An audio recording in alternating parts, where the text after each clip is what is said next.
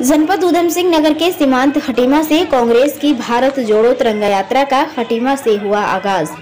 खटीमा विधायक तथा उपनेता प्रतिपक्ष भुवन कापड़ी, नानकमता विधायक गोपाल सिंह राणा तथा पूर्व सांसद महेंद्र पाल के नेतृत्व में राज्य आंदोलन की भूमि खटीमा से निकली यात्रा।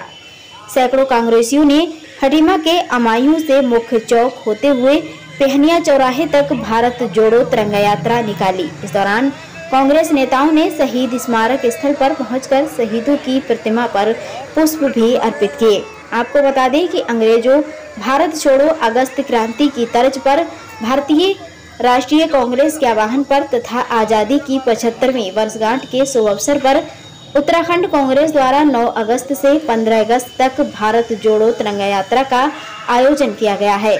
इसी क्रम में आज सैकड़ों कांग्रेसी कार्यकर्ताओं ने पूरे जोश और उत्साह के साथ भारत माता की जयकारे तथा तिरंगा के सम्मान में नारे लगाते हुए शानदार तरीके से भारत जोड़ो तिरंगा यात्रा निकालकर आम जनमानस में देशभक्ति और देश प्रेम का संदेश दिया। भारत जोड़ो तिरंगा यात्रा 9 अगस्त अंग्रेजों भारत छोड़ो नारा दिया था गांधी जी ने 1942 में। उसी यादगार तिथि के दिन आज पूरे देश भर में भारत जोड़ो तिरंगा यात्रा की जो है शुरू हो रही है और 15 अगस्त तक चलेगी। उधम सिंह नगर जिले के इस यात्रा की शुरुआत खटीमा से है और आज ये खटीमा पारिन बैंकेट हॉल से चलकर पेहनिया चौराहे तक हम लोग ले जाएंगे। उसके आगे नानकमता विधानसभा के लिए गोपाल सिंह राणा जी के नेतृत्व में आगे ये यात्रा जाएगी और आने वाले 15 अगस्त तक हर विधानसभा में और पूरे जिले में मिलाकर 75 किलोमीटर की यात्रा है, जिससे कि ये संदेश दे रहे हैं कि हिंदू मुस्लिम सिख ईसाई आपस में है भाई भाई।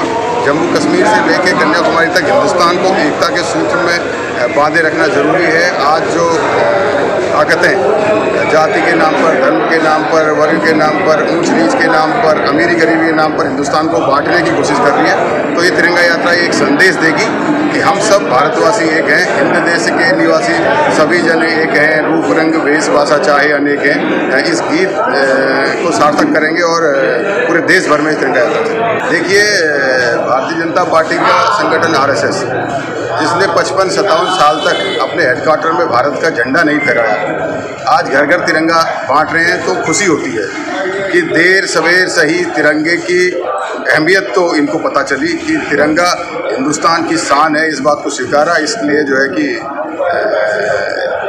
देर लगी, लेकिन समझ में आया कि गांधी नेहरू विचारधारा से ही हिंदुस्तान चल सकता है और आने वाले समय में ये इस बात को स्वीकारेंगे भी और जो है कि तिरंगे से हिंदुस्तान में काम नहीं चलेगा, तिरंगे से ही काम चलेगा, ये बात समझ में। लेकिन भारतीय जनता पार्टी सिर्फ सरकार बनाने के लिए राजनीति करती है। सरकार बनाकर सरकार के मूलभूत उद्देश्य युवाओं को रोजगार देना, महंगाई कम करना, किसानों की आय को बढ़ाना, व्यापारियों को सुविधा देना, देश को आगे ले जाना, इस ओर ध्यान नहीं है।